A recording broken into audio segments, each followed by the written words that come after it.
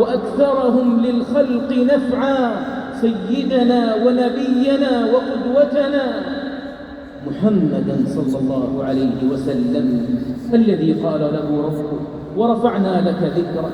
فلا يذكر الله العظيم إلا ويذكر معه رسوله صلى الله عليه وسلم. وكانت هذه الأمة التي هي خير أمة أخرجت للناس ففيها ما لا يحصى من ألسن صدق من الصحابة والتابعين وتابعيهم بإحسان إلى يوم الدين. معاشر المؤمنين، الذكر الحسن يبقى لمن عم نفعه وانتشر عطاؤه، فأصحاب الذكر الجميل سيرتهم تتخطى الآفاق ويفتح لها قلوب الخلق وتنشرح الصدور في التعامل معهم وتطمئن القلوب لهم.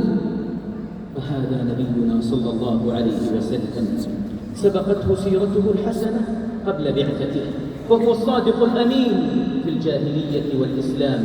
والنجاشي ملك الحبشة انتشر في الناس عدله، حتى قال النبي صلى الله عليه وسلم: إن بأرض الحبشة ملكا لا يظلم أحد عنده.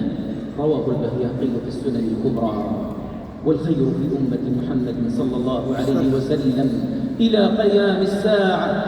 قيام الساعة ممن تواصل برهم وترادف إحسانهم وبقي أثرهم، من ملك عادل يحفظ حقوق رعيته ويحوطهم برعايته ويحارب الفساد ويحمي البلاد، أو عالم ينتفع الناس بعلمه وسمته وأخلاقه، أو غني كريم معطاء يحسن للمساكين والفقراء، وآخرين يشيدون المساجد ويعمرون المدارس والمعاهد.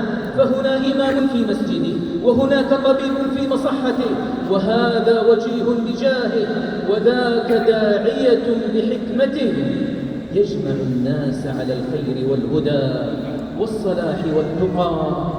وكل هؤلاء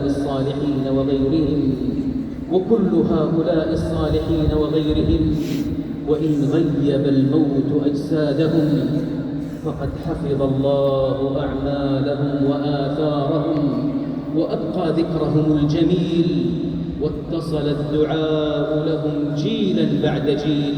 وصدق الله تعالى إذ يقول: إنا نحن نحيي الموتى ونكتب ما قدموا وآثارهم وكل شيء أحصيناه في إمام مبين.